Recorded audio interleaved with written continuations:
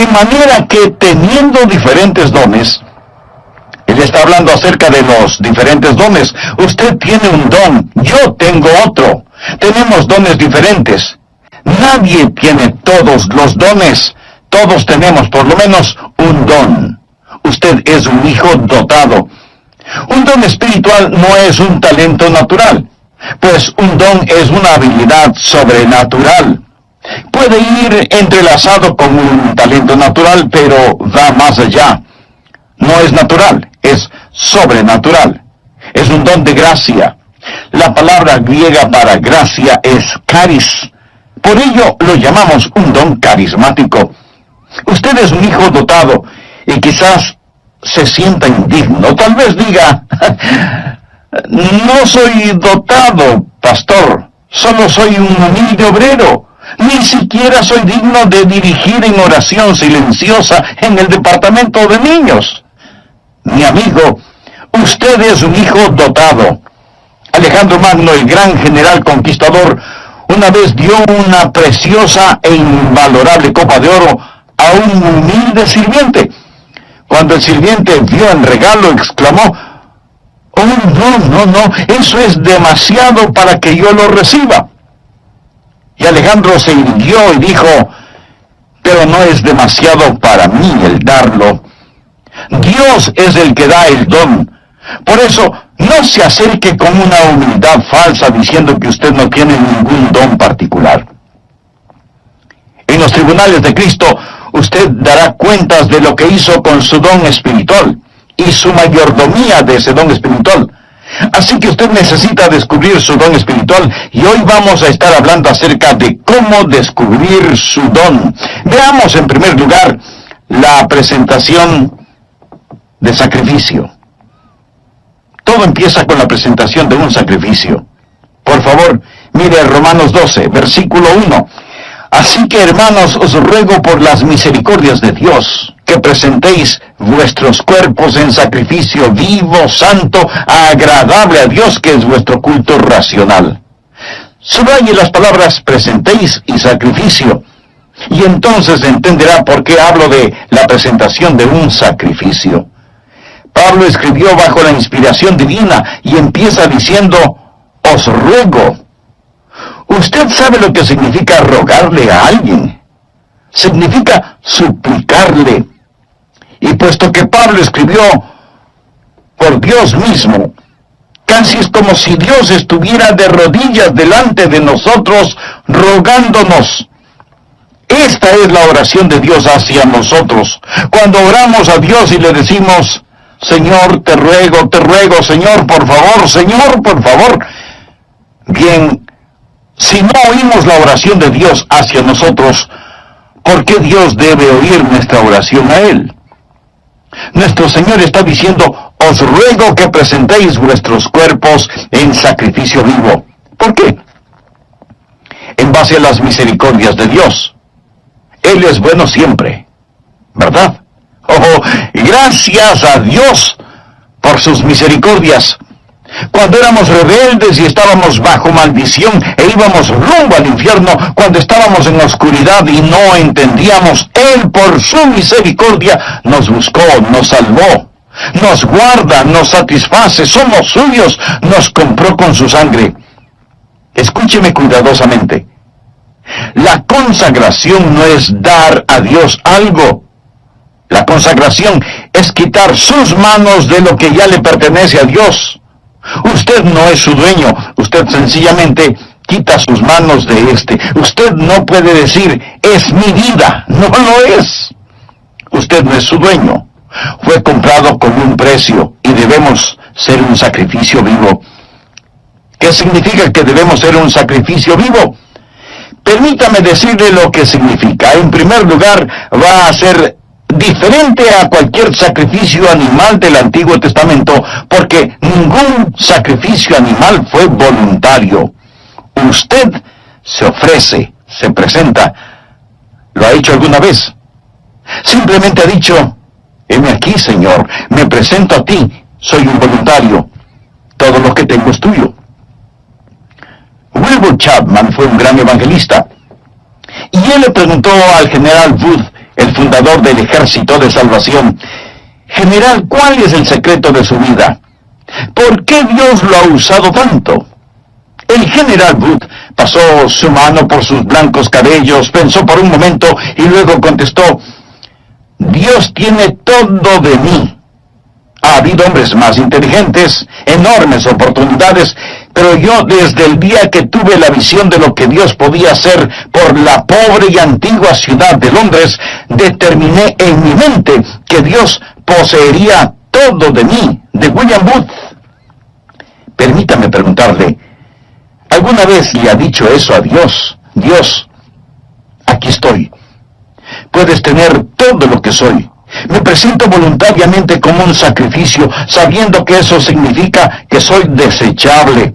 Todos mis planes y metas, así como las llamadas posesiones, los sacrifico, Señor, a tu sangre. ¿Esto no le parece extraño a usted? Bueno, lo es para la gente moderna.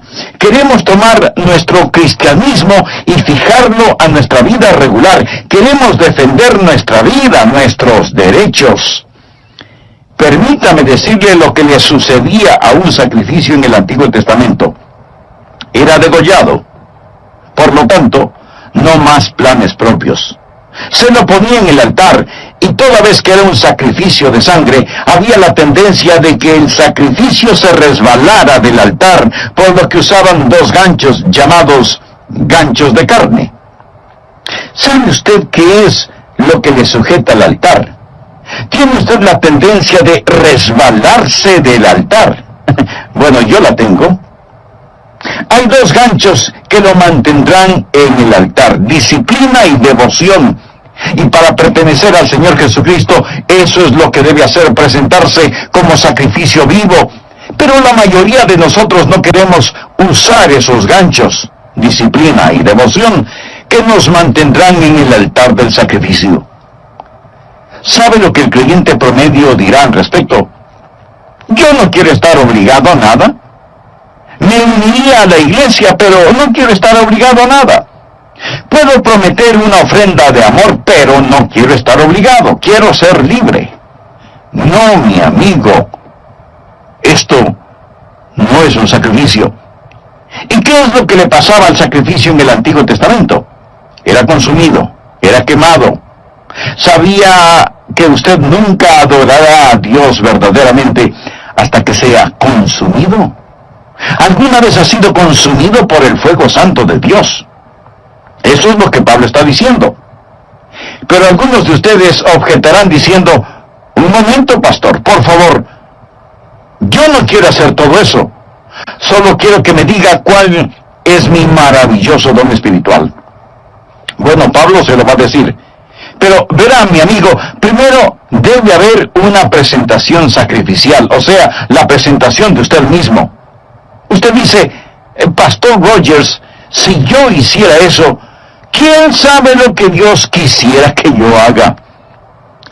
Suponga que usted tiene un hijo, jovencito, y suponga que un día su joven hijo viene y le dice: papá, he estado pensando, tú eres tan sabio, amoroso y bondadoso, y tienes tanta experiencia. Por eso, me parece que lo mejor que puedo hacer es pedirte consejo.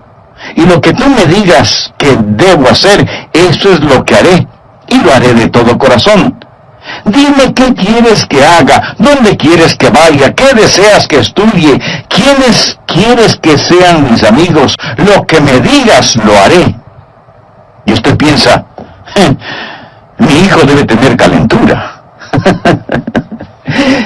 Pero suponga que en verdad quiere hacer lo que usted le pide. Así que usted va donde su esposa y le dice: parece que a nuestro hijo lo tenemos en las manos.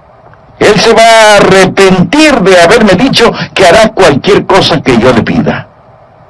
¿Procedería usted así? Creo que no. Lo más probable es que si usted estuvo pensando en regalarle un carrito, aunque sea usado, lo que su hijo le manifestó inclinará un poco más aceleradamente la balanza. ¿No te parece? Es la manera que él tiene de decirle: papá, yo sé que me amas. usted se presenta a sí mismo como sacrificio vivo y comprobará cuál sea la buena voluntad de Dios, agradable y perfecta. No tenga miedo de entregarse a Él, ni de decir, heme aquí, Señor, me entrego totalmente a ti. Ese es el primer principio, la presentación de un sacrificio. El segundo principio es, habrá una transformación espiritual. Después de la presentación viene la transformación. Mire por favor el versículo 2. No os conforméis, es decir, no se dejen amoldar a este siglo, sino transformaos por medio de la renovación de vuestro entendimiento, para que comprobéis cuál sea la buena voluntad de Dios, agradable y perfecta. Una transformación. La palabra transformación aquí es una traducción de la palabra griega metamorfo. ¿Qué palabra le recuerda? Metamorfosis. Y esta es la transformación. Usted pasará por una metamorfosis. Como una oruga entra en un capullo y pasa por una metamorfosis, y ese feo gusano que entra en ese capullo sale como hermosa y gloriosa mariposa. ¿Por qué? Porque ha pasado por una metamorfosis que literalmente significa un cambio de forma. Y cuando usted se presenta de esa manera a Dios, amigo, usted va a tener una metamorfosis. La palabra describe literalmente lo que pasa cuando la naturaleza interna sale a la superficie. ¿Cuál es la naturaleza interna de esa oruga? Es una mariposa. ¿Sabía que esta es la palabra que se usó cuando Jesús fue transformado en el monte de la transfiguración? ¿Recuerda la historia? Él subió a esa montaña con Pedro, Santiago y Juan, y allí la Biblia dice que él fue transformado, transfigurado. Es exactamente la misma palabra que se usa aquí. Por ello, se le llama el monte de la transfiguración. Jesús pasó por una metamorfosis. ¿Recuerda lo que dije? ¿Qué es una metamorfosis? Es cuando la naturaleza interna sale a la superficie. ¿Cuál es la naturaleza interna de Jesús? Gloria. Cuando Él pasó la metamorfosis, su gloria salió a la superficie, su rostro resplandecía como el sol de mediodía. Su vestidura era blanca como la nieve. El fulgor del Señor Jesucristo estaba allí siempre, pero lo que estaba en la naturaleza interna pasó por una metamorfosis. Y la naturaleza interna salió a la superficie como la naturaleza interna de una oruga, una mariposa. La naturaleza interna de Jesús es gloria. Una pregunta. ¿Cuál es su naturaleza interna si es salvo? Jesús. Jesús. Él es su naturaleza interna. Y cuando usted se presenta a Él como un sacrificio vivo, una transformación espiritual toma lugar. El Jesús que es residente en usted se convierte en el Jesús presidente en usted. El Jesús escondido en usted es el Jesús revelado en usted. Y hay un cambio divino y usted no es moldeado por este mundo. Y este mundo que camuflaría, borraría y escondería su naturaleza interna, esos grilletes se rompen y Jesucristo sale de usted. Y usted tiene un cambio divino que le da la mente de Cristo, se renueva en el espíritu de su mente. Usted nunca entenderá realmente su don espiritual sin la mente de Cristo, sin una mente renovada.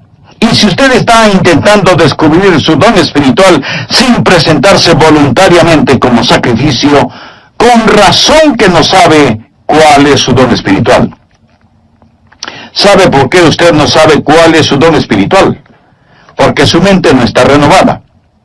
Pero cuando usted se presenta a Él como un sacrificio, habrá una transformación espiritual y usted comprobará cuál sea la buena voluntad de Dios, agradable y perfecta.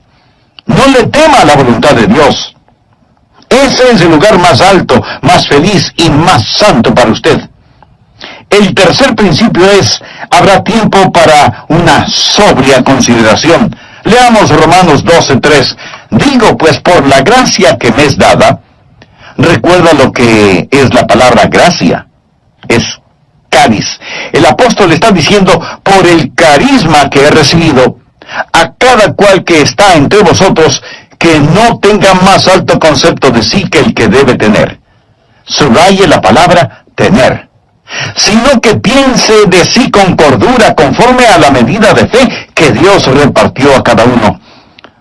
Note el énfasis de Pablo en las palabras tener y pensar. No estamos hablando de que Él, Jesús, va a renovar nuestra mente. Bien. ¿Qué es lo que usted haría con una mente renovada? Puedo sugerirle que piense. Tal vez algunos de ustedes crean que es erróneo el pensar. Piensa que cuando usted se volvió un creyente, puso su mente en neutro y que debe vivir solo con estremecimientos espirituales. ¡No! Dios renueva su mente para que usted pueda pensar con esa mente renovada. Hablamos de descubrir su don espiritual y usted debe pensar. Ahora, ¿cómo o qué piensa de usted mismo? Quiero que haga un inventario de usted mismo. Olvídese por un momento de mí y solo piense en usted. ¿Cómo debe pensar? Bueno, miremos la respuesta en el versículo 3. Que no tenga más alto concepto de sí que el que debe tener. Eso, mi amigo, en simple español quiere decir que no debe presumir de tener un don espiritual que no lo tiene. Escuchamos a algunas personas decir, usted puede hacer cualquier cosa que piensa que puede alcanzar. Hay una palabra muy castiza para describir eso. Tonterías. Eso es pura necedad. Les dicen a los jóvenes, cualquier cosa que quieran hacer, la pueden hacer. Muy bien. Veamos quién puede tomar el lugar de Michael Jordan, el más grande atleta que ha existido en el básquetbol. ¿Quién puede rivalizar con él solo pensándolo? No. Usted no podrá hacerlo porque no tiene ni la habilidad ni la contextura física para hacerlo. Michael Jordan nació para jugar básquetbol.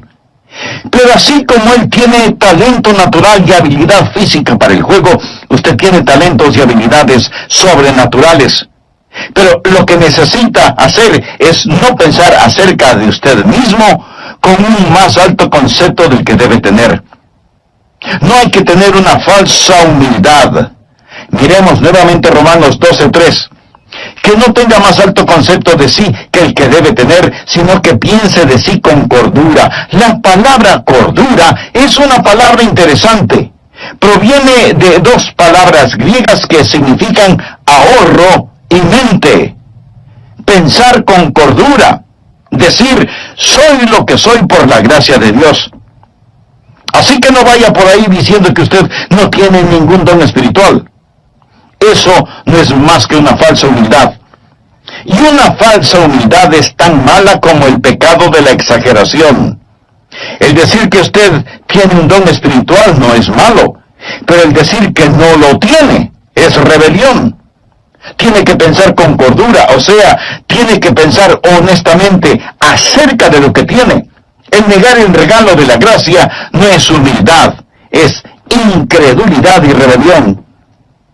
Pensar de nosotros mismos con cordura, sin pecaminosa exageración ni falsa humildad. Mírese usted mismo, haga un inventario de usted mismo. Pero pastor, eso suena complicado. ¿Podría ayudarme un poquito? ¿Deme alguna guía de cómo pensar? Bien, en el próximo programa de esta serie le daré a conocer varios principios que le ayudarán mucho en este asunto de descubrir su don o dones espirituales. Antes de finalizar, quiero decirle que si usted hizo un inventario honesto de usted mismo, seguramente descubrió no solo que no está utilizando sus dones, sino que no tiene una relación personal con el dador de sus dones. Y para activar esos dones espirituales, usted necesita estar conectado a la fuente de poder. Si ese es su deseo, le invito a orar de la siguiente manera. Amado Dios, sé que he estado viviendo una religiosidad que no ha cambiado mi manera negativa de vivir. Me reconozco pecador delante de ti y vengo a implorar tu misericordia. Ayudarán a descubrir su don espiritual. Primero, el principio de la iluminación. Verá, el Santo Espíritu de Dios que está en usted iluminará su mente. Esta es la parte mística de este asunto. Quiero decir, no hay una fórmula matemática. El Espíritu Santo de Dios empezará a hablar a su corazón. Así lo hizo cuando me llamó para que predicara su palabra. Ese es el ministerio de iluminación. Segundo, el principio del gozo. Cuando usted siente que el Espíritu de Dios lo mueve a que haga algo, eso es iluminación, y usted lo hace, va a sentir gozo. De paso le diré que sea que lo note o no en mi voz, yo siento gozo en hacer lo que estoy haciendo en este momento, predicar la palabra de Dios. Siento mucho gozo predicando, y usted tiene que preguntarse a usted mismo, ¿qué es lo que en realidad me gozo en hacerlo? ¿Ha escuchado el relato de la escuela para animales? El caso es que los animales tenían una escuela en donde se les enseñaba a correr, a trepar, a volar y a nadar. Y cuando el pato ingresó en esa escuela, era formidable nadando. Volando no era tan bueno, y era muy malo para trepar y correr. Así que como era muy bueno nadando, no le dieron clases de natación, y más bien lo pusieron en la pista atlética para que corriera y corriera y corriera. Después de un tiempo, se volvió pésimo nadando, y su correr no mejoró. El águila también entró a la escuela, y era fantástico verle ascendiendo y alcanzando la copa de los árboles, pero dijeron que no lo estaba haciendo en la forma correcta. Así que le llamaron la atención por eso y le ordenaron que recibiera lecciones de natación. Al águila no le gustó recibir esas lecciones y se volvió rebelde, por lo que le expulsaron de la escuela. Luego vino a la escuela el conejo, quien era increíble corriendo. De hecho, le encantaba correr, pero no era tan bueno en el resto de cosas. Era malo nadando y no le gustaban las clases de natación. Tampoco le gustaba el trepar a los árboles, y después de unos días, el pobre conejo tuvo un ataque de nervios. Luego vino la tortuga. Uno debe sentir pena por la tortuga. No podía correr, no podía nadar, no podía volar, no podía trepar, y los animales dijeron, ¿qué de bueno puede hacer la tortuga? Así que le quitaron su caparazón para que fuera un poco más rápida caminando, hasta cuando un caballo la pisó. Y ese fue el final de la pobre tortuga. A fin de cuentas, la escuela para animales fue un completo fracaso. Usted dirá, pero eso es ridículo. Mi amigo, eso es exactamente lo que estamos tratando de hacer en las iglesias en nuestros días. En vez de dejar que las personas hagan aquello para lo cual Dios les ha equipado y les ha otorgado un don, tratamos de frenarlas en las áreas en las cuales son fuertes y de inflarlas en algunas áreas para las cuales no tienen ningún don. Dios le ha dado a usted un don particular y va a descubrir que recibirá iluminación sobre su don espiritual y experimentará gozo al utilizar su don. Tercero, el principio del ánimo. Usted encontrará a otras personas animándole en su don espiritual. ¿Por qué? Porque ellos son bendecidos por su don. Fue maravilloso para mí cuando era un jovencito en la iglesia y yo rendí mi vida para hacer lo que el Señor Jesús quisiera que yo haga. Escribí en un pedazo de papel, aquí estoy, Señor, para lo que tú quieras que yo haga. Y ellos me pidieron que fuera el pastor para la semana juvenil. ¿Se puede imaginar eso? Yo no era un buen estudiante. Inteligente, pero no era un buen estudiante. Ni siquiera recuerdo si llevaba libros a la casa para estudiar. Y si algo no lo entendía durante las clases, pues fingía haberlo entendido. Y así pasaba con calificaciones promedio.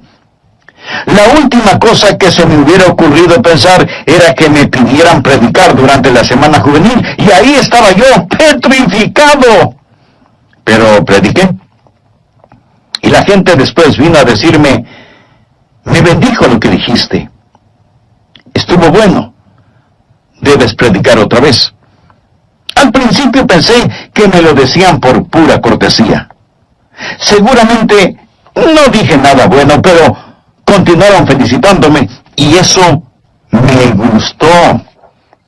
Si un predicador le dice, no me gusta que me digan que prediqué bien, mi amigo, esa es una mentira. Quiero decir, cuando a usted le animan, eso ayuda. Entonces hay iluminación, hay gozo y hay ánimo. Cuarto, el principio de la participación compartida. Romanos 12, versos 4 y 5. Porque de la manera que en un cuerpo tenemos muchos miembros, pero no todos los miembros tienen la misma función. Eso es, no todos hacen el mismo trabajo. Así nosotros, siendo muchos, somos un cuerpo en Cristo, y todos miembros los unos de los otros. Ahora necesitamos aprender que cuando nos presentamos nosotros mismos a Jesús, también nos presentamos el uno al otro. Debe haber una participación compartida. Cuando usted pertenece a Cristo, también me pertenece a mí. Y cuando yo pertenezco a Jesús, también le pertenezco a usted. Recuerde que la iglesia es su cuerpo, no es una organización con Jesucristo como presidente. Es un cuerpo con Jesucristo como la cabeza y todos nosotros somos miembros de ese cuerpo.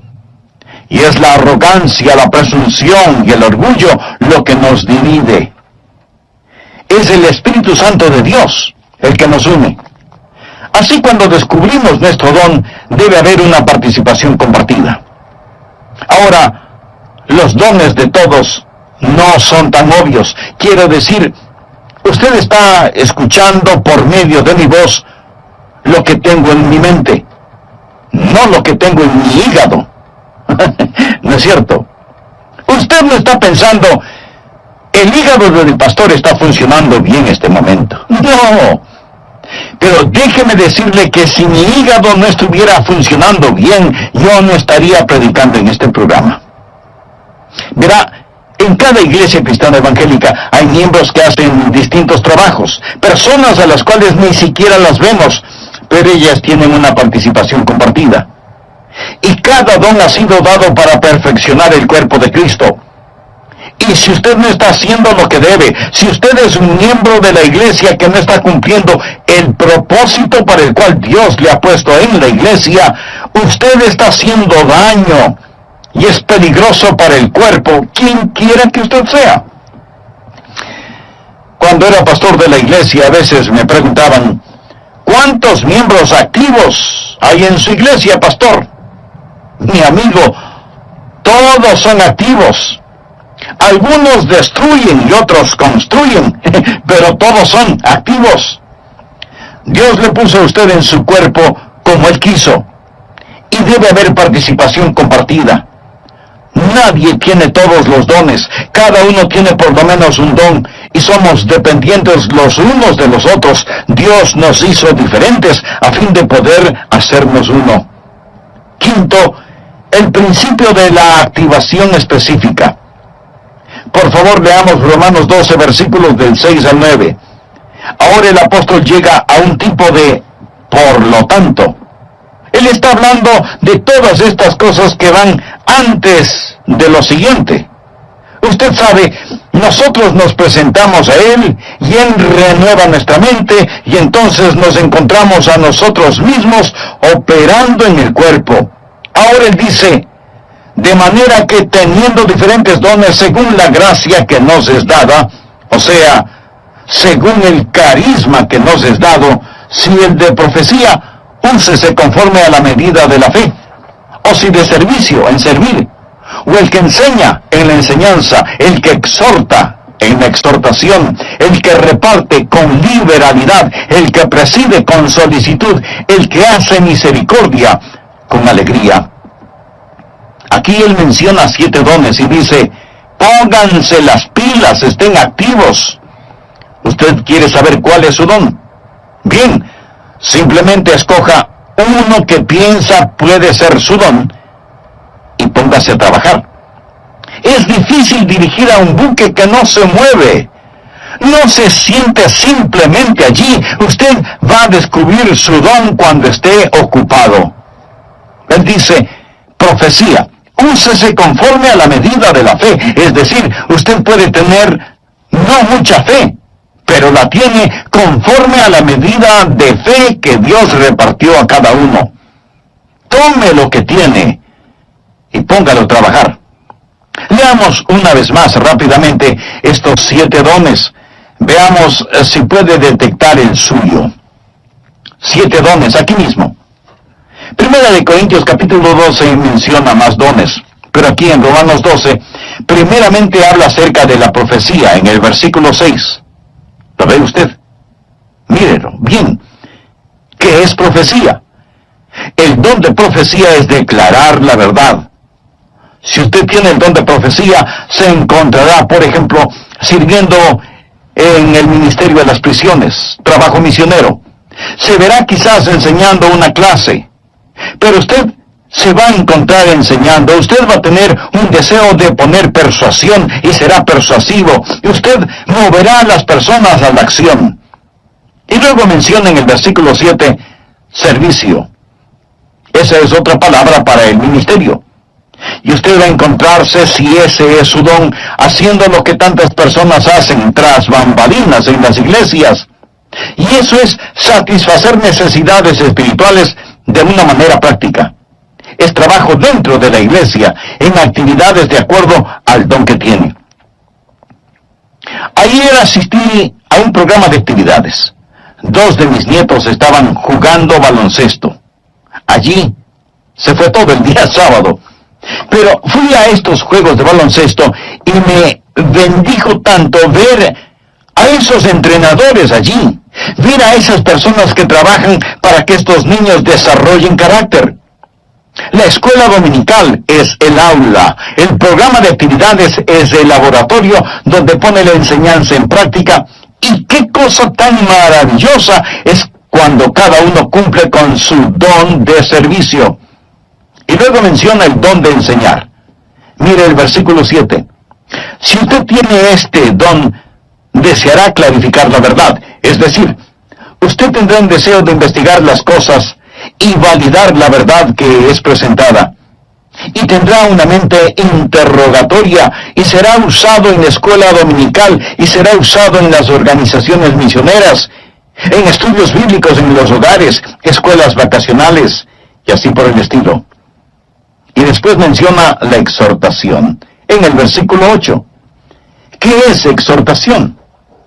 Es el deseo de estimular a las personas en su fe, para exhortarlas a amar mejor a Jesús. Y si usted tiene ese don, va a disfrutar la consejería personal. Usted quizás va a estar en el ministerio de música, o quizás en visitación, buscando a los que están perdidos o descarriados, ganando almas. El ministerio de motivación. Eso es exhortación. Y luego menciona repartir o dar. A todos se nos manda dar, pero algunas personas tienen el don de dar. ¿Y qué es eso? Es la motivación de encomendar a otros los recursos personales para que la obra de Dios pueda continuar. Sabe tomar decisiones buenas para satisfacer necesidades inmediatas. Usted tiene cuidado al dar, pero está deseoso de dar y tiene la habilidad de acumular y dispersar los recursos. Y hay personas en nuestras iglesias que tienen el don de dar. Y doy gracias a Dios por eso. Y continúa en el versículo 8 con presidir. Quizá ese sea su don. Es el de motivar, no el de mandar. Es coordinar las cosas y ayudar a las personas a ver todo el panorama y moverlos hacia esa visión.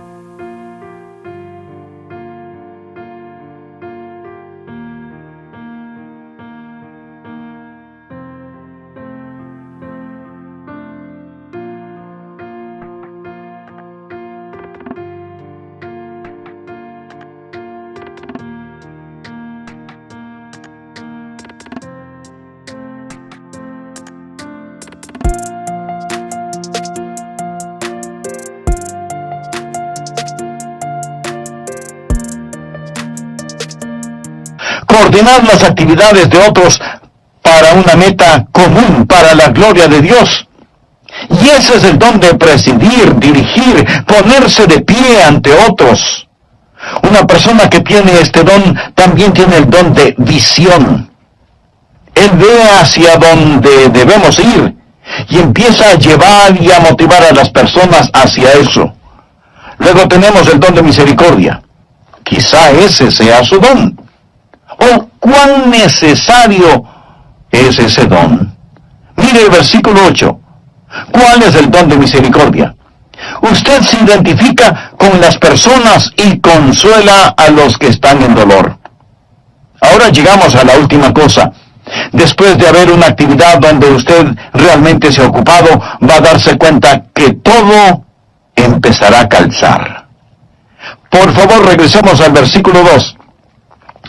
No os conforméis a este siglo, sino transformaos por medio de la renovación de vuestro entendimiento, para que comprobéis cuál sea la buena voluntad de Dios, agradable y perfecta. Habrá la confirmación evidente. Usted comprobará cuál sea la voluntad de Dios, agradable y perfecta. Lo comprobará en su propio corazón. Tendrá esa confirmación y usted dirá, ese es mi don espiritual. Y una vez que usted llegue, primero, acéptese a sí mismo. Segundo, empiece a ser usted mismo. Tercero, comience a entregarse. Y cuando usted se acepte, sea usted mismo y se dé a sí mismo amigo, entonces será bendecido. Dios se glorifica y la iglesia se fortalece. ¿Qué pasaría, amigo, si los creyentes en las iglesias cristianas, es decir, todos nosotros, dejáramos de ser calentadores de bancas? Porque muchos lo son, calentadores de bancas. ¿Qué pasaría si usted se presenta como sacrificio vivo y tuviera una transformación espiritual? Y luego hace una consideración solemne. Señor, ¿qué quieres que yo haga? ¿Sabe cuál es el problema con muchos de nosotros? Los ganchos de carne. No queremos estar atados. Usted dice, bueno, deje.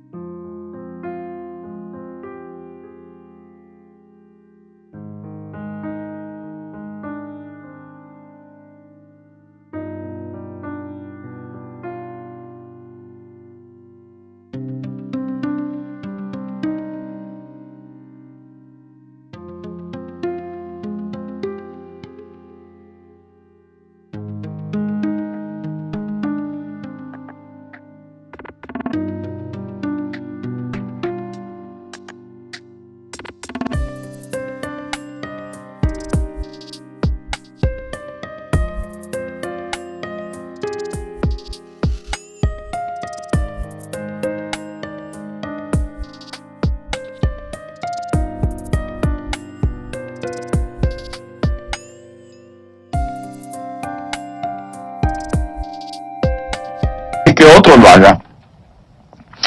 Cuando estuve en Londres fui a ver las joyas de la corona.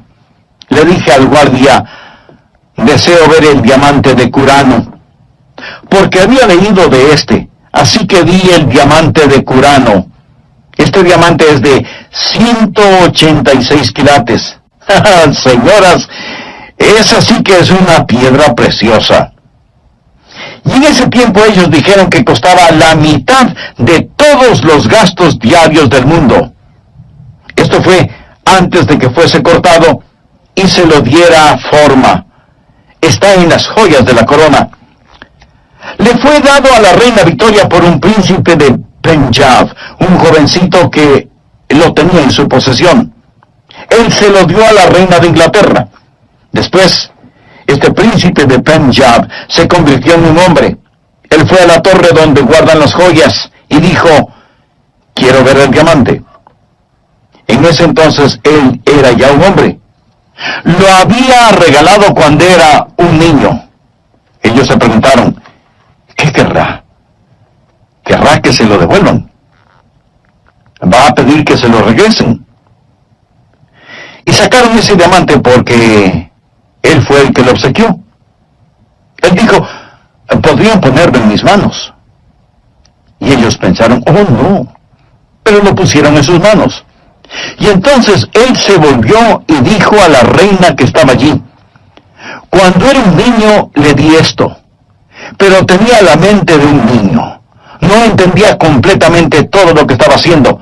Ahora, como un hombre, entendiendo más el valor total de este diamante, una vez más quiero regalárselo. Cuando oí eso, dije, Señor, tú sabes, cuando era un niño, di mi corazón a Jesús. Y ahora soy un hombre. Yo no entendía todo lo que estaba haciendo, mas fue de corazón. Pero una vez más, quiero darte mi vida. ¿No se siente así a veces? Señor, por tus misericordias, me presento como un sacrificio vivo.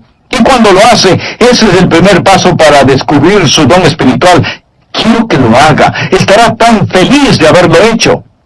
Hay otros de ustedes que no son salvos. Usted no puede presentarse hasta que no se presente como un pecador que necesita ser salvo y diga, Señor Jesús, tú moriste para salvarme y prometes salvarme. Me entrego a ti y sálvame. Hemos estado hablando de cómo descubrir su don espiritual, pero a lo mejor hay otro descubrimiento que usted necesita hacer, y es en recibir la vida eterna. Descubrir su destino, descubrir a Cristo como Salvador y Señor en forma personal. Él le ama con un amor infinito y hoy extiende hacia usted su mano de misericordia, gracia y perdón. Dios quiere salvarle. Usted no tiene que persuadir a Dios para que le salve. Ore conmigo de la siguiente manera. Señor Jesús, ven a mi corazón, perdona mis pecados, límpiame. Sálvame. Señor Jesús, confío en ti y ayúdame a descubrir el don espiritual que tú mismo me diste para servirte total